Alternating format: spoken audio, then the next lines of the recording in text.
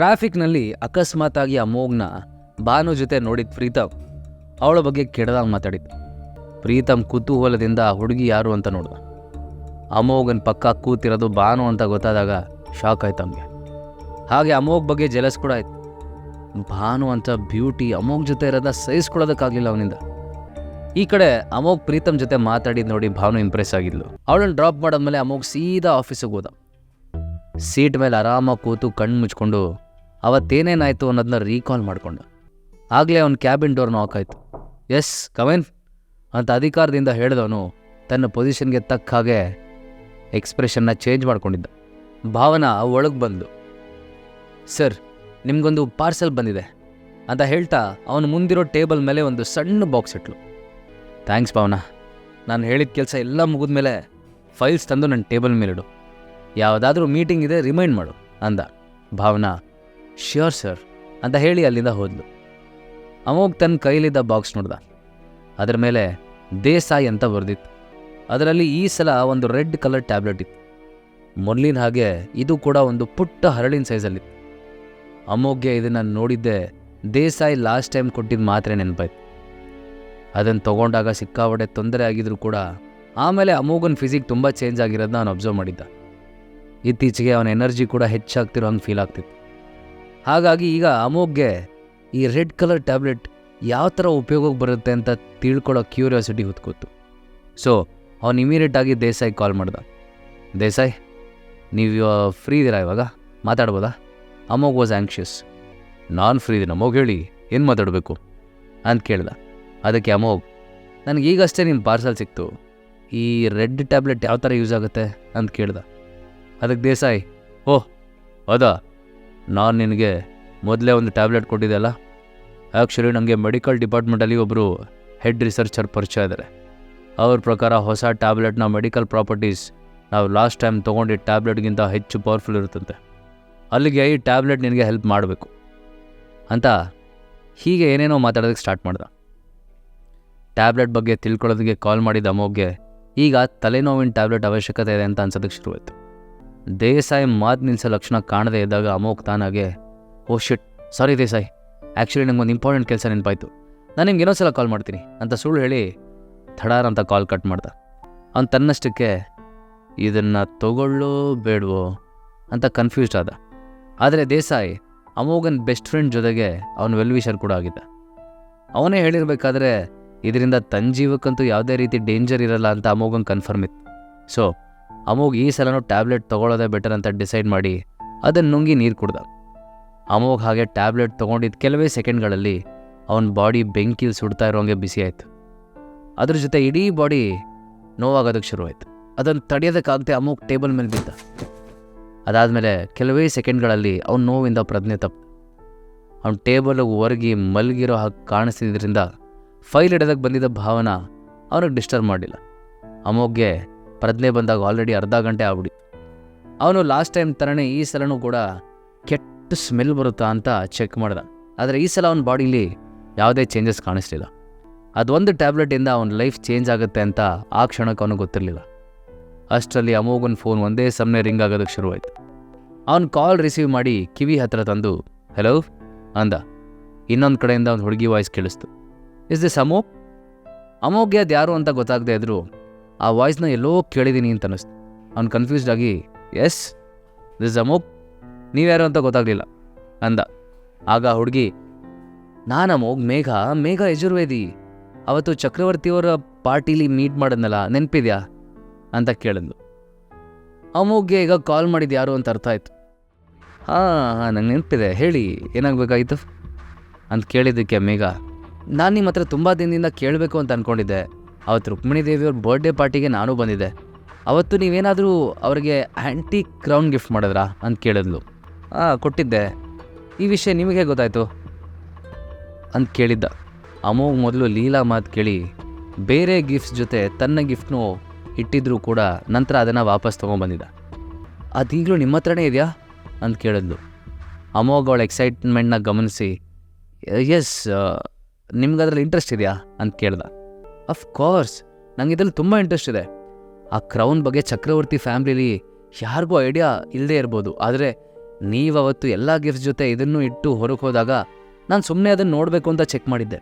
And I am dam sure ಅದು ಪುರಾತನ ಕಾಲದ ಗೋಲ್ಡನ್ ಸನ್ ಬರ್ಸ್ಟ್ ಕ್ರೌನ್ ಅಂದ್ಲು.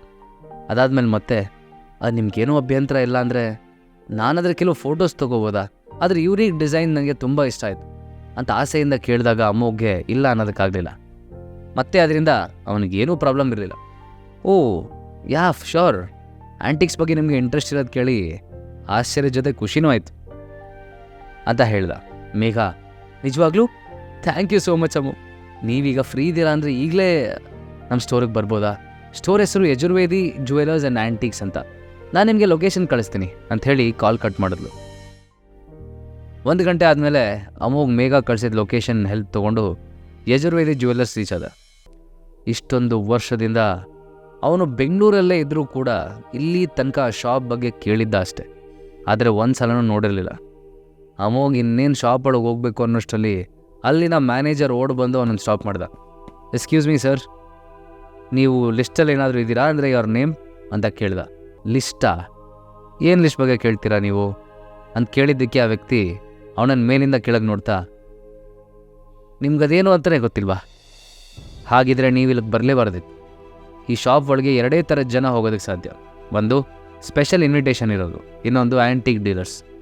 ಇವೆರಡರಲ್ಲಿ ನೀವು ಯಾವ ಗುಂಪಿಗೆ ಸೇರ್ತೀರಾ ಅಂತ ಕೇಳ್ದ. ಅದಕ್ಕೆ ಅಮೋಘ್ ಕಾಮಾಗಿ, ನನಗೆ ಮೇಘ ಯಜುರ್ವೇದಿ ಇನ್ವೈಟ್ ಮಾಡಿದ್ದಾರೆ ಅಂದ. ಹಾಂ, ಏನು ನಿನ್ನೆಲ್ಲ ನಮ್ಮ ಪ್ರೆಸಿಡೆಂಟ್ ಮೇಡಮ್ ಇನ್ವೈಟ್ ಮಾಡಿದಾರ? ಅವ್ರು ನಿನ್ನ ಮುಖ ನೋಡಿದ್ರು ಅದೇ ನಿನ್ನ ಪುಣ್ಯ. ನಿನ್ನ ಮುಖ ನೋಡು, ಡ್ರೆಸ್ ನೋಡು, ಏನೇನೋ ಸುಳ್ಳು ಹೇಳಿದ್ರೆ ಜನ ನಂಬ್ತಾರೆ ಅಂತ ಅನ್ಕೋಬೇಡ, ತೊಲಗಿಲ್ಲಿಂದ ಅಂತ ಹೇಳ್ತಾ ಅಮೋಘನ್ ಜೋರಾಗಿ ತಳ್ದ.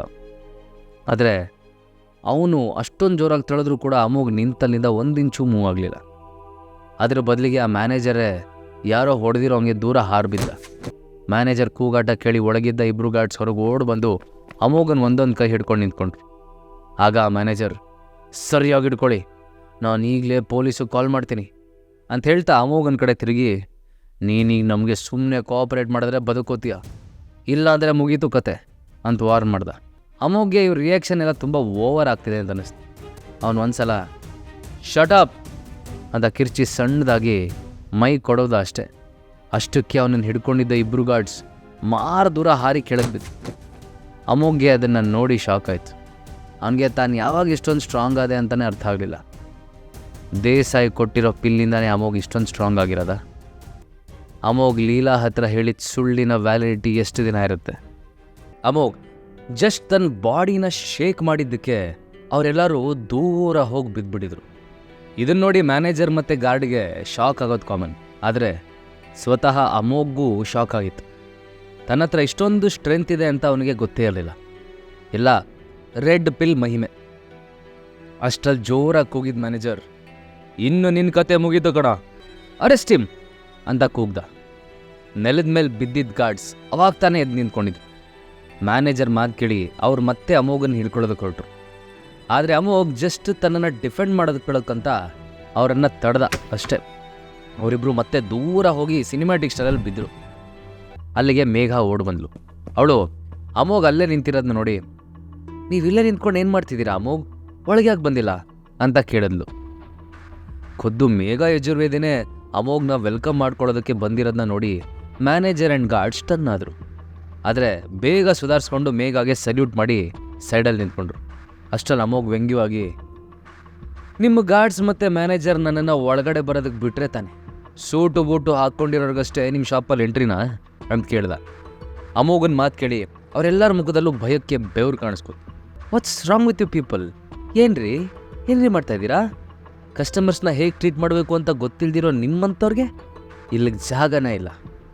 ನಿಮ್ಮ ಥಿಂಗ್ಸ್ ಎಲ್ಲ ಪ್ಯಾಕ್ ಮಾಡಿಕೊಂಡು ಇಮಿಡಿಯೇಟಾಗಿ ಶಾಪ್ ಬಿಟ್ಟು ಹೊರಡ್ತಾ ಇರಿ, ಯು ಗೈಸ್ ಆರ್ ಫೈರ್ಡ್ ಅಂತ ಆರ್ಡರ್ ಮಾಡಿದ್ಲು.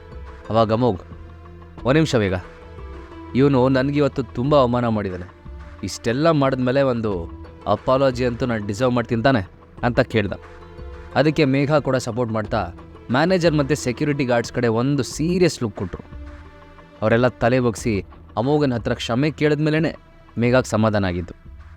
ನಂತರ ಮೇಘ ಅಮೋಘನ್ನ ಒಳಗಡೆ ಕರ್ಕೊಂಡೋದ್ಲು. ಅಮೋಘ್ ಒಂದು ಬ್ಯಾಗ್ನ ಅವಳ ಕೈ ಕೊಟ್ಟು, ಇದರಲ್ಲಿ ನೀನು ಕೇಳಿದ ವಸ್ತು ಇದೆ, ಎಷ್ಟು ಬೇಕೋ ಅಷ್ಟು ಫೋಟೋಸ್ ತಗೋ ಅಂದ. ಅಮೋಗಲ್ಲಿರೋ ಸ್ಟುಡಿಯೋ ಸೆಟಪ್ ನೋಡ್ತಿದ್ರೆ ಮೇಘ ಗೋಲ್ಡನ್ ಸನ್ಬೋಸ್ ಕ್ರೌನ್ನ ಒಂದು ಜಾಗದಲ್ಲಿಟ್ಟು ಅದಕ್ಕೆ ಕರೆಕ್ಟಾಗಿ ಕಾಂಪ್ಲಿಮೆಂಟ್ ಮಾಡುವಂಥ ಒಂದು ಬ್ಯಾಕ್ಗ್ರೌಂಡ್ನ ಸೆಟ್ ಮಾಡಿದ್ಲು. ಇದರಿಂದಾಗಿ ಆ ಕ್ರೌನ್ ಕ್ಲಿಯರಾಗಿ ಕಾಣಿಸ್ತಿತ್ತು. ಅದರ ಎಲ್ಲ ಡೀಟೇಲ್ಸ್ ನೀಟಾಗಿ ಫೋಟೋದಲ್ಲಿ ಡಿಪಿಕ್ಟ್ ಆಗ್ತಿತ್ತು. ನಾನಿನ್ನೂ ಒಂದು ವಿಷಯ ಕೇಳಬೇಕಿತ್ತು ಅಂತ ಮೇಘ ಸ್ವಲ್ಪ ಹೆಸಿಟೇಷನಲ್ಲಿ ಅಂದಾಗ ಅಮೋಘ್ ಜಾಸ್ತಿ ಯೋಚನೆ ಮಾಡಿದೆ. ಏನು ಆರಾಮಾಗಿ ಹೇಳು ಅಂತಂದ. ಅದಕ್ಕೆ ಮೇಘ, ಈ ಗೋಲ್ಡನ್ ಸನ್ಬೋಸ್ ಕ್ರೌನ್ ಕಳೆದೋಗಿ ತುಂಬ ವರ್ಷ ಆಗಿ ಹೋಗಿತ್ತಲ್ಲ, ನಮ್ಮ ಹತ್ರನೂ ಇದ್ರದ್ದು ಜಸ್ಟ್ ಸ್ಕೆಚ್ ಇತ್ತು ಅಷ್ಟೇ. ಹಾಗಿದ್ದಾಗ ಇದನ್ನು ನೀವು ಟ್ರ್ಯಾಕ್ ಹೇಗೆ ಮಾಡಿದ್ರಿ ಅಂತ ಕೇಳಿದ್ಲು. ಪ್ರಶ್ನೆ ಕೇಳುವಾಗ ಮೇಘ ನರ್ವಸ್ ಆಗಿದ್ದನ್ನು ಅಮೋಘ್ ನೋಟಿಸ್ ಮಾಡ್ದ. ಅವ್ನು ನಗ್ತಾ, ನಾನೀಗ ಈ ಕ್ರೌನ್ನ ನಮ್ಮ ಫ್ಯಾಮ್ಲಿ ಜ್ಯುವೆಲ್ರಿ ಪೊಸಿಷನಲ್ಲಿ ಇದ್ದಿದ್ದು ಒಂದು ವಸ್ತು ಅಂತ ಹೇಳಿದ್ರೆ ನಂಬ್ತೀರಾ ನೀವು ಅಂತ ಕೇಳ್ದ. ಮೇಘಾಗೆ ಅವನು ಆರ್ಡಿನರಿ ಮನುಷ್ಯ ಅಲ್ಲ ಅಂತ ಇಂಟ್ಯೂಷನ್ ಹೇಳ್ತಿತ್ತು. ಅವಳು ಅವನ ಫ್ಯಾಮ್ಲಿ ಬಗ್ಗೆ ಕೇಳೋದಕ್ಕೆ ಮೊದಲೇ ಒಬ್ಬ ವ್ಯಕ್ತಿ ರೂಮಿಗೆ ಓಡ್ ಬಂದ. ಅವನು ಸ್ವಲ್ಪ ಅರ್ಜೆಂಟಲ್ಲಿ, president ma'am please we need our help, please ನನ್ನ ಜೊತೆ ಬನ್ನಿ ಅಂತ ರಿಕ್ವೆಸ್ಟ್ ಮಾಡ್ಕೊಂಡ. ಸಿಕ್ಕಾಬಡೆ ಟೆನ್ಷನಲ್ಲಿದ್ದ. ಮೇಘ ಗೊಂದಲದಲ್ಲಿ, ನನ್ನ ಹೆಲ್ಪಾ, ಯಾಕೆ ಏನಾದರೂ ಪ್ರಾಬ್ಲಮ್ ಆಗಿದೆಯಾ, ನಿಮ್ಮಿಂದ ಹ್ಯಾಂಡಲ್ ಮಾಡೋದಕ್ಕಾಗ್ತಿಲ್ವಾ ಅಂತ ಕೇಳಿದ್ಲು. ಆ ವ್ಯಕ್ತಿ, ಹೌದು ಮ್ಯಾಮ್, ಇಲ್ಲೊಬ್ಬರು ಡೀಲರ್ಸ್ ಒಂದಷ್ಟು ಆ್ಯಂಟಿಕ್ ಪರ್ಲ್ಸ್ನ ತೊಗೊಂಡ್ಬಂದಿದ್ದಾರೆ. ಕ್ವಾಲಿಟಿ ಟೆಸ್ಟ್ ಮಾಡಿದ್ಮೇಲೂ ನನಗೊಂದು ಕನ್ಕ್ಲೂಷನ್ ಬರೋದಕ್ಕಾಗ್ತಿಲ್ಲ. ಅದಕ್ಕೆ ನಿಮ್ಮನ್ನು ಕೇಳೋಣ ಅಂತ ಬಂದೆ. ನೀವು ಒಂದು ಸಾರಿ ಬಂದು ನೋಡಿದ್ರೆ ಚೆನ್ನಾಗಿರೋದು ಅಂತ ಆಕ್ವರ್ಡಾಗಿ ಕೇಳ್ದ. ಮೇಘಾನೇ ಅಮೋಘ್ ಹತ್ರ, ಬನ್ನಿ ಅಮೋಘ್, ಅದೇನು ಪ್ರಾಬ್ಲಮ್ ಅಂತ ನೋಡೋಣ, ನಿಮಗೂ ಆ್ಯಂಟಿಕ್ಸ್ ಬಗ್ಗೆ ತುಂಬ ಇಂಟ್ರೆಸ್ಟ್ ಇರೋ ಆಗಿದೆ ಅಂತ ಹೇಳ್ತಾ ಅಲ್ಲಿಂದ ಹೊರಗೆ ಬಂದ್ಲು. ಅವರು 3 ಜನ ಶೋರೂಮಿಗೆ ಬಂದಾಗ ಅಲ್ಲಿನ ಸ್ಟಾಫ್ ಎಲ್ಲ ಒಂದು ಕಡೆ ಗುಂಪು ಕಡ್ಕೊಂಡು ನಿಂತಿದ್ರು. ಸೆಂಟರಲ್ಲಿ ಒಬ್ಬ ಕೂತ್ಕೊಂಡಿದ್ದ. ಅವನ ಕೈಯಲ್ಲಿ ಒಂದು ವುಡನ್ ಬಾಕ್ಸ್ ಇತ್ತು. ಮೇಘ ಅವನ ಹತ್ರ ಹೋಗಿ, ಹಲೋ ಸರ್, ನಾನೊಂದ್ಸಲ ಅದನ್ನು ನೋಡ್ಬೋದಾ ಅಂತ ಕೇಳಿದ್ಲು. ಆ ವ್ಯಕ್ತಿ ಸರ್ಪ್ರೈಸ್ ಆಗಿ, ನೀವು ಈ ಶಾಪ್ ಓನರಾ ಅಂತ ಕೇಳಿದಾಗ ಮೇಘ, ಎಸ್, ಯಾಕೆ ಎನಿ ಪ್ರಾಬ್ಲಮ್ ಅಂತ ಮುಗುಳ್ನಗ್ತಾ ಕೇಳಿದಾಗ ಆ ವ್ಯಕ್ತಿ, ಹಾಗೇನಿಲ್ಲ ಮೇಡಮ್, ತುಂಬ ಹೆಂಗಿದ್ದೀರಲ್ಲ ಅದಕ್ಕೆ ಕೇಳಿದೆ ಅಷ್ಟೆ. By the way I am Sanjay ಅಂತ ತನ್ನನ್ನು ತಾನು ಇಂಟ್ರಡ್ಯೂಸ್ ಮಾಡಿಕೊಂಡ. ನಂತರ ವುಡನ್ ಬಾಕ್ಸ್ನ ಮೇಘ ಕೈ ಕೊಟ್ಟು, ಇದು ನಮ್ಮ ಖಾನ್ದಾನಿ ಜ್ಯುವೆಲ್ರಿ, 100 ವರ್ಷದಿಂದ ನಮ್ಮ ಜೊತೆನೇ ಇದೆ. ಬಟ್ ಈಗ ನಮಗೆ ದುಡ್ಡಿನ ಅವಶ್ಯಕತೆ ತುಂಬ ಇದೆ, ಸೊ ನಾವೀಗ ಇದನ್ನು ಮಾರಾಟ ಮಾಡಲೇಬೇಕಾದ ಸಂದರ್ಭ ಬಂದಿದೆ ಅಂತಂದ. ಮೇಘ ಬಾಕ್ಸ್ ಓಪನ್ ಮಾಡಿದಾಗ ಅದ್ರ ಒಳಗಡೆ ಇದ್ದ ಗೋಲ್ಡನ್ ಪರ್ ನೆಕ್ಲೆಸ್ ಇನ್ನಷ್ಟು ಬ್ರೈಟಾಗಿ ಶೈನ್ ಆಯಿತು. ಅದ್ರ ಹೊಳಪಿಗೆ ಸ್ಟನ್ನಾದ ಮೇಘ, ವಾವ್ ಅಂದ್ಲು. ಮೇಘ ಆ ನೆಕ್ಲೆಸ್ಸಲ್ಲಿರೋ ಮುತ್ತುಗಳ ಮೇಲೆ ಕೈ ಆಡಿಸಿ, ಇದು ಕನ್ಯಾಕುಮಾರಿ ಹತ್ರ ಸಿಗೋ ಪ್ಯೂರ್ ಗೋಲ್ಡನ್ ಪರ್ಲ್ ಅಲ್ವಾ, ಇದನ್ನು ಕ್ರಾಫ್ಟ್ ಮಾಡಿರೋ ಒಂದು ಟೆಕ್ನಿಕ್ ನೋಡ್ತಾ ಇದ್ರೆ ಈ ಸರ ಏನಿಲ್ಲ ಅಂದರೂ 100 ವರ್ಷ ಹಳೇದು ಅನಿಸುತ್ತೆ ಅಂತಂದ್ಲು. ಸಂಜಯ್ ಈಗ ಸ್ಯಾಟಿಸ್ಫ್ಯಾಕ್ಷನ್ನಿಂದ ತಲೆ ಆಡಿಸಿ, ಎಸ್, ನೀವು ಇಷ್ಟೊಂದು ಹೆಂಗಿರೋದು ನೋಡಿ ನಾನು ನಿಮ್ಮನ್ನು ಅಂಡರ್ ಎಸ್ಟಿಮೇಟ್ ಮಾಡಿದ್ದೆ, ಆದರೆ ನಿಮಗೆ ನಿಜವಾಗ್ಲೂ ಆ್ಯಂಟಿಕ್ಸ್ ಬಗ್ಗೆ ತುಂಬ ನಾಲೆಜ್ ಇದೆ ಅಂತ ಹೊಗಳ್ದ. ಇದನ್ನು ನೀವು ಎಷ್ಟಕ್ಕೆ ಸೇಲ್ ಮಾಡಬೇಕು ಅಂತ ಅಂದ್ಕೊಂಡಿದ್ದೀರಿ ಅಂತ ಕೇಳಿದ್ಲು. ಅಟ್ಲೀಸ್ಟ್ 150 crores ಅಂದ ಸಂಜಯ್. ನೀವು ಈ ಶಾಪ್ ಓನರ್ ಆಗಿರೋದ್ರಿಂದ ಇದ್ರ ವ್ಯಾಲ್ಯೂ ಇದಕ್ಕಿಂತ ಹೆಚ್ಚಿಗೆ ಅಂತ ನಿಮಗೆ ಗೊತ್ತಿರುತ್ತೆ ಅಂತ ಕಾನ್ಫಿಡೆಂಟ್ ಆಗಂದ. ಅಲ್ಲಿಗೆ ಹೊಸ ಕಸ್ಟಮರ್ಸ್ ಎಂಟ್ರಿ ಆಯಿತು. ಆ ಕಸ್ಟಮರ್, ನಾನು ಬೇರೆ ಸಿಟಿಯಿಂದ ಬಂದಿರೋದು, ಬೇರೆ ಬೇರೆ ರೀತಿಯ ಆ್ಯಂಟಿಕ್ಸ್ ಕಲೆಕ್ಟ್ ಮಾಡೋದು ನನ್ನ ಹಾಬಿ. ಬೆಂಗಳೂರಲ್ಲಿ ಈ ಶಾಪ್ ತುಂಬ ಫೇಮಸ್ ಅಂತ ಗೊತ್ತಾಯಿತು, ಸೊ ಇಲ್ಲಿ ನನಗೇನಾದರೂ ಇಷ್ಟ ಆಗುತ್ತಾ ಅಂತ ನೋಡೋದಕ್ಕೆ ಬಂದಿದ್ದೀನಿ ಅಂತ ಹೇಳ್ತಾ 360 ಡಿಗ್ರಿ ನೋಡ್ದ. ಸಡನ್ಲಿ ಅವನ ದೃಷ್ಟಿ ಮೇಘ ಕೈಲಿದ್ದ ನೆಕ್ಲೆಸ್ ಕಡೆ ಹೋಯ್ತು. ಅವನ ತಕ್ಷಣ ಮೇಘ ಹತ್ರ ಬಂದು, oh my god, pure golden pearl, can I see it ಅಂತ ಕೇಳ್ತಾ ಮೇಘ ಕೈಯಿಂದ ನೆಕ್ಲೆಸ್ ತೊಗೊಳೋದಕ್ಕೆ ಮುಂದಾದ. ವರಿ ಮಾಡ್ಕೋಬೇಡಿ, ನನಗಿಂಥದ್ರಲ್ಲೆಲ್ಲ ತುಂಬ ಎಕ್ಸ್ಪೀರಿಯನ್ಸ್ ಇದೆ, ಸೇಫಾಗಿ ಹ್ಯಾಂಡಲ್ ಮಾಡ್ತೀನಿ ಅಂತ ಹೇಳ್ತಾ ನೆಕ್ಲೆಸ್ ತೊಗೊಂಡ.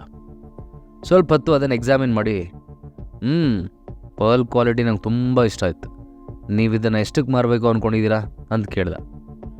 ಆಗ ಅಲ್ಲಿದ್ದ ಸ್ಟಾಫ್ ಒಬ್ಬ 50 ಕೋಟಿ ಅಂದ. ಅದನ್ನು ಕೇಳಿ ಆ customer, but just 50 crores, I will take it ಅಂದ. ಸಂಜಯ್ ಹ್ಯಾಪಿಯಾಗಿ, ವೆಲ್ ಮಿಸ್ ಓನರ್, ನೀವು ನಿಮ್ಮ ಚಾನ್ಸ್ನ ಮಿಸ್ ಮಾಡ್ಕೊಂಬಿಟ್ರಿ ಅಂತಂದ. ಇದನ್ನು ಕೇಳಿ ಮೇಘಾಗೆ ಬೇಜಾರಾಯ್ತು. ಆ ನೆಕ್ಲೆಸ್ನ ಬಿಟ್ಕೊಡೋದಕ್ಕೆ ಇಷ್ಟ ಇರಲಿಲ್ಲ ಅವಳಿಗೆ. ಹಾಗೇನಿಲ್ಲ, first come first serve, so ನೀವು ಇದನ್ನು ನಮಗೆ ಕೊಡಬೇಕು, ಅಷ್ಟಕ್ಕೂ ನಮ್ಮ ನೆಗೋಷಿಯೇಷನ್ ಇನ್ನೂ ಮುಗಿದಿಲ್ಲ ಅಂದ್ಲು. ಅದಕ್ಕೆ ಆ ಕಸ್ಟಮರ್, ಸಾರಿ, ಅದು ನನ್ನ ತಪ್ಪಲ್ಲ, ನೀವು ಡಿಸೈಡ್ ಮಾಡೋದಕ್ಕೆ ತುಂಬ ಟೈಮ್ ತೊಗೋತಿದ್ರಿ, ನನಗೆ ಅಷ್ಟೊಂದು ಟೈಮ್ ಇಲ್ಲ, ನಾನು ಇಮಿಡಿಯೇಟಾಗಿ ಬೈ ಮಾಡೋದಕ್ಕೆ ರೆಡಿ ಇದ್ದೀನಿ ಅಂತ ಹೇಳ್ದ. ಅವಳು ಜಾಸ್ತಿ ಯೋಚನೆ ಮಾಡಿದೆ, ನಾನು ಕೂಡ ತೊಗೊಳೋದಕ್ಕೆ ರೆಡಿ ಇದ್ದೀನಿ ಅಂತಂದ್ಲು. ಅದಕ್ಕೆ ಕಸ್ಟಮರ್, ನಾನು ಇನ್ನೂ 10 ಕೋಟಿ ಸೇರಿಸಿ ಕೊಡೋಕೆ ರೆಡಿ ಇದ್ದೀನಿ, ಬಟ್ ಈ ನೆಕ್ಲೆಸ್ ನನಗೆ ಬೇಕು, ಮೈಂಡಲ್ಲಿ ಫಿಕ್ಸ್ ಆಗಿದ್ದರೆ ಬೇಕು ಅಷ್ಟೆ ಅಂತಂದ. ಪ್ರೈಸ್ ಜಾಸ್ತಿ ಸಿಗುತ್ತಂದರೆ ಸಂಜಯ್ ಆಗಬೇಡ ಅಂತಾನೆ. ಅಂದ ತಕ್ಷಣ ಒಪ್ಕೊಂಡಿದ್ದು ನೋಡಿ ಮೇಘಾಗೆ ನಿರಾಸೆ ಆಯಿತು. This is not for mister Sanjay, ನೀವಿರೋದು ನಮ್ಮ ಶಾಪಲ್ಲಿ, ಹೀಗಿರುವಾಗ ಇದನ್ನು ನಮಗೆ ಮಾರೋದು ನ್ಯಾಯ ಅಂತ ಮೇಘಾ ಸ್ಟ್ರಾಂಗಾಗಿ ಹೇಳಿದಾಗ ಅಲ್ಲಿರೋರೆಲ್ಲ ಅವಳಿಗೆ ಸಪೋರ್ಟ್ ಮಾಡೋದು. ಅದನ್ನು ನೋಡಿದ ಕಸ್ಟಮರ್, ನೀವೇ ಥಿಂಕ್ ಮಾಡಿ ಸಂಜಯ್, ಆ ನೆಕ್ಲೆಸ್ ನನಗೆ ಮಾರಿದ್ರೆ ನಿಮಗೆ 10 crores ಜಾಸ್ತಿ ಸಿಗುತ್ತೆ ಅಂದ. ಸಂಜಯ್ ಸ್ವಲ್ಪ ಯೋಚನೆ ಮಾಡಿ, ಸಾರಿ ಮಿಸ್ಟರ್, ಮೇಡಮ್ ಈ ನೆಕ್ಲೆಸ್ ಬಗ್ಗೆ ನಿಮಗಿಂತ ಮುಂಚೆನೇ ವಿಚಾರಿಸಿರೋದ್ರಿಂದ ನಾನಿದನ್ನು ಅವ್ರಿಗೆ ಕೊಡ್ತೀನಿ, ನಂಗೆ ದುಡ್ಡಿನ ಅವಶ್ಯಕತೆ ಇದೆ ನಿಜ, ಆದರೆ ಪ್ರಾಮಾಣಿಕತೆನ ಬಿಡಲ್ಲ ನಾನು ಅಂತ ದೊಡ್ಡ ಸಾಚಾ ಥರ ಮಾತಾಡಿದಾಗ ಅಮೋಘ್ ಜೋರಾಗಿ ನಕ್ಕೂಟ. ಸಂಜಯ್ ಮಾತು ಕೇಳಿ ಖುಷಿಯಾದ ಮೇಘ ಶಾಪ್ ಸೂಪರ್ವೈಸರ್ ಹತ್ರ ಬಾಕ್ಸ್ ಕೊಡ್ತಾ, ಇವ್ರಿಗೆ ಪೇಮೆಂಟ್ ರೆಡಿ ಮಾಡಿ ಅಂದ್ಲು. ಇದೇ ಸರಿಯಾದ ಟೈಮ್ ಅಂದ್ಕೊಂಡ ಅಮೋಘ್ ಮೇಘ ಹತ್ರ ಹೋಗಿ ಪೊಲೈಟಾಗಿ, ಮೇಘ ನಾವೇನಾದರೂ ಈಗ ಈ ನೆಕ್ಲೆಸ್ ತೊಗೊಂಡ್ರೆ ಆಮೇಲೆ ರಿಗ್ರೆಟ್ ಮಾಡಬೇಕಾಗತ್ತೆ ಅಂತಂದ. ಅಮೋಘನ ಮಾತು ಕೇಳಿ ಮೇಘ ಜೊತೆಗೆ ಅಲ್ಲಿರೋ ಎಲ್ಲರೂ ಸ್ಟನ್ ಆದರು.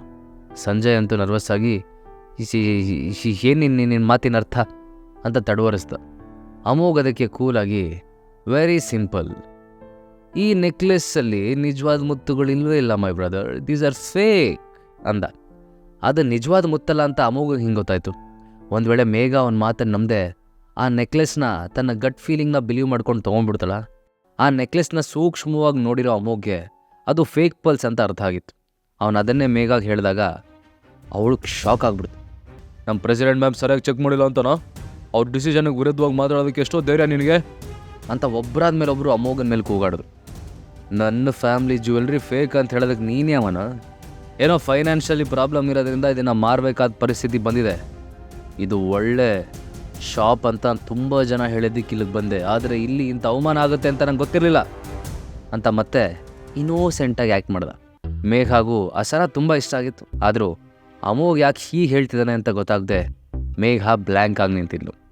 ಸಂಜಯ್ ಅಂತೂ ಅವನ ಅಮೋಘನ ಕಡೆ ತಿರುಗಿ, ನೀನಿವಾಗ ಏನೇನೋ ಹೇಳೋದಿಲ್ಲ ಅದಕ್ಕೆ ಕರೆಕ್ಟ್ ಎಕ್ಸ್ಪ್ಲನೇಷನ್ ಕೊಡು, ಇಲ್ಲ ಅಂದರೆ ನನ್ನ ಮೇಲೆ ಸುಳ್ಳು ಆರೋಪ ಹಾಕಿದ್ದಕ್ಕೆ ನಾನು ನಿನ್ನ ಮೇಲೆ ಡೆಫಮೇಷನ್ ಕೇಸ್ ಹಾಕ್ಬಿಡ್ತೀನಿ ಅಂತ ಧಮಕಿ ಹಾಕ್ದ. ಸಂಜಯ್ ಮಾತು ಕೇಳಿ ಅಮೋಘನ್ಗೆ ಮತ್ತೆ ನಗು ಬಂತು. ಅವನು, ಹೇಯ್ ನೀನು ಇವಾಗಲೂ ಆ್ಯಕ್ಟಿಂಗನ್ನು ಬಿಟ್ಟಿಲ್ವಲ್ಲ ರಾಜ, ನಿನಗೆ ಆಸ್ಕರ್ ಕೊಟ್ಟರು ಕಡಿಮೆನೆ, ಇಂಥ ಫ್ರಾಡ್ ಕೆಲಸ ಮಾಡೋದು ಬಿಟ್ಟು ಆ್ಯಕ್ಟಿಂಗ್ ಸ್ಟಾರ್ಟ್ ಮಾಡಿದ್ರೆ ಇಷ್ಟೊತ್ತಿಗೆ ದೊಡ್ಡ ಸ್ಟಾರ್ ಆಗಿರ್ತಿದ್ದೆ ಗುರು ನೀನು ಅಂತ ಅವನಂದಾಗ ಸಂಜಯ್, ಏಯ್ ಸಾಕು ನಿಲ್ಲಿಸು, ನೀನು ನಾನ್ಸೆನ್ಸ್ ಮಾತುಗಳನ್ನ ಕೇಳ್ಕೊಂಡು ಕೂರೋಷ್ಟು ಟೈಮ್ ನನಗಿಲ್ಲ ಅಂದವನು ಮೇಘ ಕಡೆ ನೋಡಿ, ಮೇಡಮ್ ನೋಡಿ ಇವನು ಯಾವ ಥರ ಮಾತಾಡ್ತಿದ್ದಾನೆ, ನೀವೇನು ನೋಡ್ಕೊಂಡು ಸುಮ್ಮನೆ ನಿಂತಿದ್ದೀರಾ, ಓನರ್ ನೀವಾ ಅಥವಾ ಅವನಾ ಅಂತ ಕೇಳ್ದ. ಅದನ್ನು ನೋಡಿ ಅಮೋಘ್, ಇವಾಗೇನೋ ಈ ನೆಕ್ಲೆಸ್ ಫೇಕ್ ಅಂತ ನಾನು ಪ್ರೂವ್ ಮಾಡಬೇಕು ಅಷ್ಟೇ ತಾನೇ, ಇರು ಅಂಥೇಳಿ ಶಾಪ್ ಸೂಪರ್ವೈಸರ್ ಹತ್ರ ಹೋಗಿ ಪರ್ಲ್ ಸರ ಇರೋ ಬಾಕ್ಸ್ ತೊಗೊಂಡ. ನಂತರ ಆ ಬಾಕ್ಸ್ ಓಪನ್ ಮಾಡ್ತಾ, ಇಲ್ಲಿರೋರೆಲ್ಲರೂ ಆ್ಯಂಟಿಕ್ಸ್ ಬಿಸ್ನೆಸ್ ಮಾಡ್ತಾ ಇರೋರೆ ತಾನೆ, ಹಾಗಿದ್ಮೇಲೆ ನಿಮಗೆ ಪರ್ಲ್ ಪ್ಯೂರಿಟಿ ಚೆಕ್ ಮಾಡೋದು ಹೇಗೆ ಅಂತ ಚೆನ್ನಾಗಿ ಗೊತ್ತಿರಬೇಕು ಅಲ್ಲ, ಅದನ್ನು ಚೆಕ್ ಮಾಡ್ಬೇಕಾದ್ರೆ ನಾವು ಸೈಜು, ಶೇಪು, ಕಲರು ಹೀಗೆ ಕೆಲವು ಬೇಸಿಕ್ ಅಂಶಗಳನ್ನ ಕನ್ಸಿಡರ್ ಮಾಡ್ತೀವಿ ಅಂತ ಹೇಳ್ತಾ ಆ ಸರನ ಕೈಗೆ ತೊಗೊಂಡ. ಹಾಂ, ಈ ಮುತ್ತಿನ ಸೈಜ್ ಏನೋ ತುಂಬ ಚೆನ್ನಾಗಿದೆ, ಯಾವುದೇ ಪ್ಯೂರ್ ಪರ್ಲ್ ಕೂಡ ಇಷ್ಟೊಂದು ಶೈನಿ ಆಗಿರಲ್ಲ, ನಾನೀಗ ಪ್ರೂವ್ ಮಾಡೋದನ್ನೆಲ್ಲ ತೋರಿಸಿದ್ನಲ್ಲ ಅದಕ್ಕೇನು ಎಕ್ಸ್ಪ್ಲೇಷನ್ ಕೊಡ್ತೀಯಾ ಅಂತ ಕೇಳ್ತಾ ಅದರಲ್ಲೊಂದು ಪರ್ಲ್ ತೊಗೊಂಡು ಕೈಯಿಂದ ಜೋರಾಗಿ ಪಂಚ್ ಮಾಡ್ದ. ಆ ಪರ್ಲ್ ಎಲ್ಲರ ಕಣ್ಣೆದುರಿಗೆ ಪುಡಿ ಪುಡಿಯಾಗಿ ನೆಲದ ಮೇಲೆ ಬಿತ್ತು. ಅದನ್ನು ನೋಡ್ತಾ ಇದ್ದವರೆಲ್ಲ ಶಾಕ್ ಆದರು. ಮೇಘ, ಓ ಮೈ ಗಾಡ್ ಅಂದಾಗ ಅಮೋಘ್ ಸಂಜಯ್ ಕಡೆ ನೋಡಿ ಹುಬ್ಬಾರಿಸ್ದ. ಇದನ್ನು ನೋಡಿದ್ದೆ ಸಂಜಯ್, ಅಯ್ಯೋ ನನ್ನ ಫ್ಯಾಮ್ಲಿ ಜ್ಯುವೆಲ್ರಿ ಹಾಳು ಮಾಡಿಬಿಟ್ಟಿಯಲ್ಲೋ, ನಾನೀಗ ನನ್ನ ಅಮ್ಮನ ಹಾಸ್ಪಿಟಲ್ ಬಿಲ್ಸ್ನೆಲ್ಲ ಹೆಂಗೆ ಕಟ್ಟಲಿ ಅಂತ ಅಳೋದಕ್ಕೆ ಶುರು ಮಾಡ್ದ.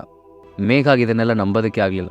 ಅವಳು ಆಶ್ಚರ್ಯದಿಂದ ಅಮೋಘನ್ನು ನೋಡಿದ್ಲು. ಅಮೋಘ್ ಆ್ಯಂಟಿಕ್ಸ್ ಬಗ್ಗೆ ಇಷ್ಟೊಂದು ನಾಲೆಜ್ ಇಟ್ಕೊಂಡಿರೋದು ನೋಡಿ ಅಲ್ಲಿರೋ ಆ್ಯಂಟಿಕ್ ಡೀಲರ್ಸ್ಗಳೆಲ್ಲ ಅವಮಾನ ಆದಂಗೆ ಫೀಲ್ ಮಾಡಿಕೊಂಡ್ರು. ಅವರೆಲ್ಲರ ಗಲಾಟೆ ಕೇಳಿ ಮೇಘ ಅವಳು ಆ ಪರ್ಲ್ಸನ್ನೆಲ್ಲ ಶಾಪ್ ಸೂಪರ್ವೈಸರ್ ಕೊಟ್ಟು ಇದನ್ನು ತೊಗೊಂಡೋಗಿ ಎಕ್ಸಾಮಿನ್ ಮಾಡ್ಕೊಂಬನ್ನಿ ಅಂತ ಕಳಿಸಿದ್ಲು. ಅವಳು ಅಮೋಘ್ ಹತ್ರ ಬಂದು, ಅಮೋಘ್ ಆ ಪರ್ಲ್ಸ್ ಅಷ್ಟೊಂದು ಜೆನ್ವಿನ್ನಾಗಿ ಕಾಣಿಸ್ತಾ ಇತ್ತಲ್ಲ, ಅಷ್ಟು ಚೆನ್ನಾಗಿ ರೆಪ್ಲಿಕೇಶನ್ನ ಕ್ರಿಯೇಟ್ ಮಾಡೋದಕ್ಕೆ ಸಾಧ್ಯನಾ ಅಂತ ಕೇಳಿದ್ಲು. ಅಮೋಘು, ಮೋಸಗಾರರಿಗೆ ಎಲ್ಲ ಸಾಧ್ಯ ಮೇಘ, ಅವರು ತುಂಬ ಕ್ಲೆವರ್ ಆಗಿ ಥಿಂಕ್ ಮಾಡ್ತಾರೆ, ಗ್ಲಾಸಲ್ಲೋ ಪ್ಲಾಸ್ಟಿಕ್ಕಲ್ಲೋ ಕರೆಕ್ಟ್ ಫಾರ್ಮುಲೇಷನ್ ಯೂಸ್ ಮಾಡಿದ್ರೆ ಈ ಥರ ಪಲ್ನ ಕ್ರಿಯೇಟ್ ಮಾಡ್ಬೋದು ಅನ್ಸುತ್ತೆ ಅಂತ ತನಗೆ ಗೊತ್ತಿರೋದನ್ನ ಅವನು ಎಕ್ಸ್ಪ್ಲೇನ್ ಮಾಡ್ದ. ಮೇಘ ಕೂಡ ಇಂಥ ಕೇಸಸ್ ಬಗ್ಗೆ ಕೇಳಿದ್ರಿಂದ ಅಮೋಘ್ ಹೇಳಿದ್ದು ನಿಜ ಇರ್ಬೋದು ಅಂತ ಅನ್ನಿಸ್ತು. ಸ್ವಲ್ಪ ಟೈಮಲ್ಲೇ ಶಾಪ್ ಸೂಪರ್ವೈಸರ್ ಓಡ್ ಬಂದು ಮೇಘ ಕೈಗೊಂದು ರಿಪೋರ್ಟ್ ಕೊಟ್ಟ. ಜೊತೆಗೆ ಅವನು ಮೇಘ ಕಿವಿಲೇನೋ ಹೇಳ್ದ. ಅದನ್ನು ಕೇಳಿ ಮೇಘ ಮುಖ ಸಿಟ್ಟಿಂದ ಕೆಂಪಾಯ್ತು. ಸಿಟ್ಟಲ್ಲಿ ಎದ್ದು ನಿಂತ್ಕೊಂಡ ಮೇಘ ಜೋರಾಗಿ ಪೊಲೀಸರು ಕಾಲ್ ಮಾಡಿ ಅಂತ ಆರ್ಡರ್ ಮಾಡಿದ್ಲು. ಮೇಘ ಹಾಗೆ ಹೇಳಿದ್ದೆ ಸಂಜಯ್ ಭಯದಿಂದ ತಪ್ಪಿಸ್ಕೊಳ್ಳೋದಕ್ಕೆ ಟ್ರೈ ಮಾಡ್ದ. ಆದರೆ ಇದನ್ನೆಲ್ಲ ಮೊದಲೇ ಗೆಸ್ ಮಾಡಿದ್ದ ಅಮೋಘ್ ಅವನ ಕಾಲಿನ ಕಡೆ ಬಾಕ್ಸ್ ಎಸೆದು ಅವನು ಬೀಳೋ ಹಾಗೆ ಮಾಡ್ದ. ಅಷ್ಟರಲ್ಲಿ ಶಾಪಿನ ಸೆಕ್ಯೂರಿಟಿ ಗಾರ್ಡ್ಸ್ ಎಲ್ಲರೂ ಓಡ್ ಬಂದು ಸಂಜಯನ ಸುತ್ತೂರಿದ್ರು. ಇಷ್ಟೆಲ್ಲ ನೋಡ್ತಾ ಸುಮ್ಮನೆ ನಿಂತಿದ್ದು ಇನ್ನೊಬ್ಬ ಕ್ಲೈಂಟ್ ಸಂಜಯ್ ಹತ್ರ ಬಂದು, ನೀನು ನಿಜವಾಗ್ಲೂ ಫೇಕ್ ಜ್ಯುವೆಲ್ರಿನ ಮಾರ್ತಾ ಇದ್ಯಾ, ನನಗಂತೂ ನಂಬೋದಕ್ಕೆ ಆಗ್ತಿಲ್ಲ ಅಂತ ಹೇಳ್ತಾ ಅಲ್ಲಿಂದ ಹೊರಗೆ ಹೋಗೋದಕ್ಕೆ ಟ್ರೈ ಮಾಡ್ದ. ಆದರೆ ಅಷ್ಟರಲ್ಲಿ ಅವನ್ನ ಅಡ್ಡ ಹಾಕಿದ ಅಮೋಘ್, ಸರ್ ಅಷ್ಟು ಅರ್ಜೆಂಟಾಗಿ ಎಲ್ಲಿಗೆ ಹೋಗ್ತಾ ಇದ್ದೀರಿ ಸರ್, ನಿಮ್ಮ ಪಾರ್ಟ್ನರ್ನು ಜೊತೆಗೆ ಕರ್ಕೊಂಡು ಹೋಗ್ಬೇಕು ತಾನೆ ಅಂತ ವ್ಯಂಗ್ಯವಾಗಿ ಕೇಳ್ದ. ಗಾರ್ಡ್ಸ್ ಅವರನ್ನು ದೂರ ಮಾಡಿ ಬಿಗಿಯಾಗಿ ಹಿಡ್ಕೊಂಡು ನಿಂತರು. ಸ್ವಲ್ಪ ಸಮಯದಲ್ಲೇ ಅಲ್ಲಿಗೆ ಇನ್ಸ್ಪೆಕ್ಟರ್ ಹಸೀನಾ ಮಲಿಕ್ ಬಂದರು. ಅವ್ರಿಗೆ ಅಲ್ಲಿ ಅಮೋಘ್ ಕೂಡ ಇರೋದು ನೋಡಿ ಸರ್ಪ್ರೈಸ್ ಆಯಿತು. ಅವರು ಎಲ್ಲಿ ಆ ಕಳ್ಳರು ಅಂತ ಕೇಳಿದ್ದೆ ಅಮೋಘ್ ಆ ಕಡೆ ಪಾಯಿಂಟ್ ಮಾಡ್ದ. ಆದರೆ ಆ ಕಸ್ಟಮರ್ ಮಾತ್ರ ಈಗಲೂ, ಇನ್ಸ್ಪೆಕ್ಟರ್ ಇದರಲ್ಲಿ ನಂದೇನೂ ತಪ್ಪಿಲ್ಲ, ನಾನು ಕೂಡ ಇಲ್ಲಿ ವಿಕ್ಟಿಮ್, ಆದರೆ ಈ ಅಮೋಘ್ ನನ್ನನ್ನು ಇವನ್ ಪಾರ್ಟ್ನರ್ ಅಂತ ಹೇಳಿ ಅರೆಸ್ಟ್ ಮಾಡಿಸ್ತಿದ್ದಾನೆ, ಪ್ಲೀಸ್ ನನ್ನನ್ನು ಹೋಗೋದಕ್ಕೆ ಬಿಟ್ಬಿಡಿ ಅಂತ ಕೇಳ್ಕೊಂಡ. ಅವ್ನ ಮಾತು ಕೇಳಿ ಇನ್ಸ್ಪೆಕ್ಟರ್ ಕನ್ಫ್ಯೂಸ್ಡ್ ಆದರು. ಅವ್ರ ಸುತ್ತಲೂ ನೆರೆದಿರೋ ಜನರನ್ನ ಮಾತಾಡ್ಸೋದಕ್ಕೆ ಟ್ರೈ ಮಾಡಿದ್ರು. ಆದರೆ ಅವರೆಲ್ಲರ ಉತ್ತರ ಅವನು ಇನ್ನೋಸೆಂಟ್ ಅನ್ನೋದೇ ಆಗಿತ್ತು. ನಂತರ ಇನ್ಸ್ಪೆಕ್ಟರ್ ಸೇಮ್ ಪ್ರಶ್ನೆನ ಮೇಘ ಹತ್ರನೂ ಕೇಳಿದ್ರು.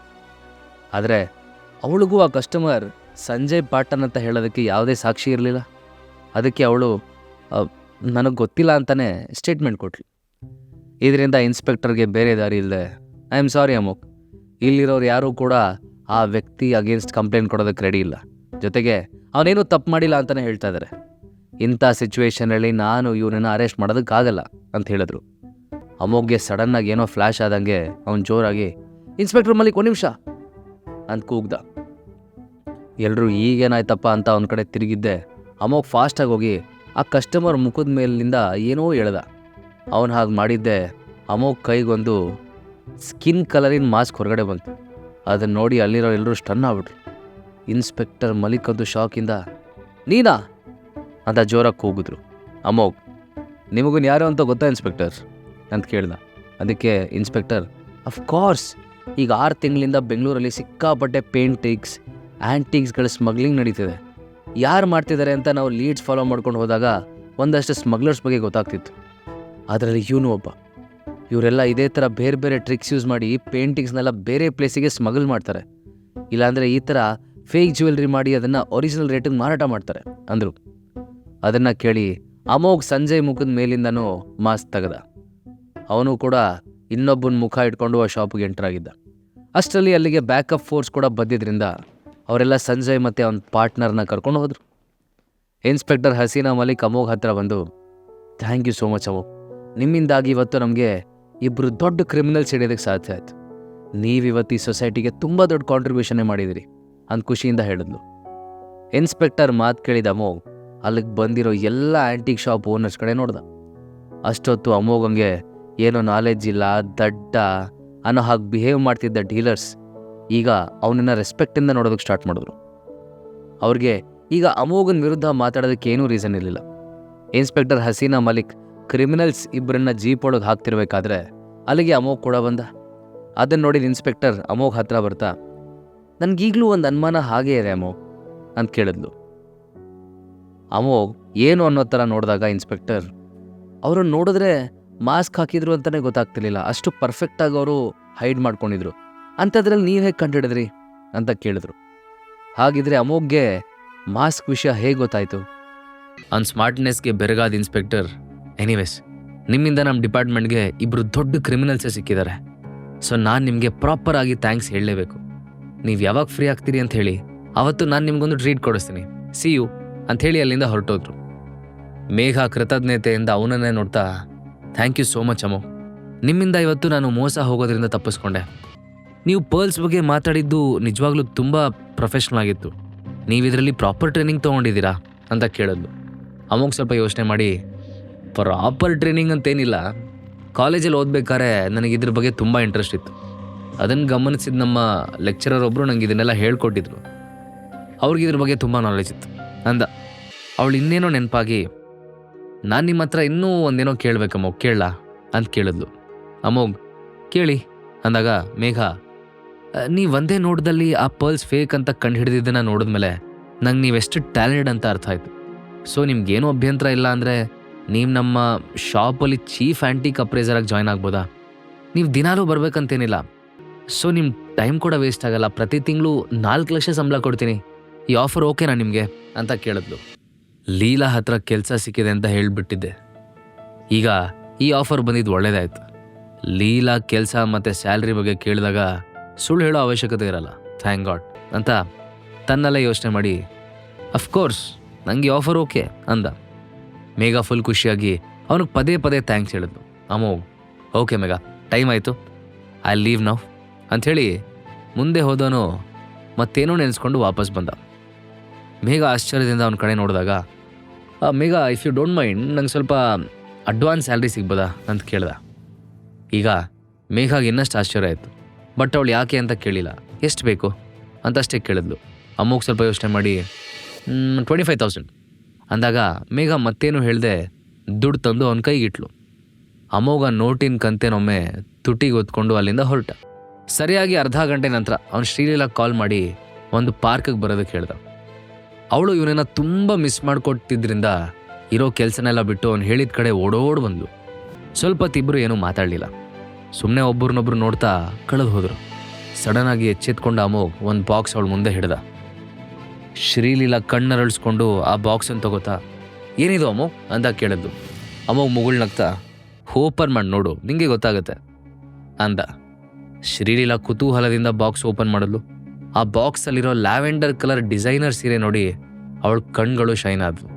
ಅದ್ರ ಮೇಲೆ ಪ್ರೀತಿಯಿಂದ ಒಮ್ಮೆ ಕೈ ಆಡಿಸಿ, ಇದೇನ ಅಮೋಘ್ ಸರ್ಪ್ರೈಸ್ ಎಲ್ಲ ಪ್ಲ್ಯಾನ್ ಮಾಡಿಬಿಟ್ಟಿದ್ಯಾ ಅಂತ ಪ್ರೀತಿಯಿಂದ ಅವಳು ಕೇಳಿದಾಗ ಅಮೋಘ್ ಅಷ್ಟೇ ಪ್ರೀತಿಯಿಂದ, ನಿಂಗೆ ಸೀರೆ ಇಷ್ಟ ಆಯ್ತಾ ಅಂತ ಕೇಳ್ದ.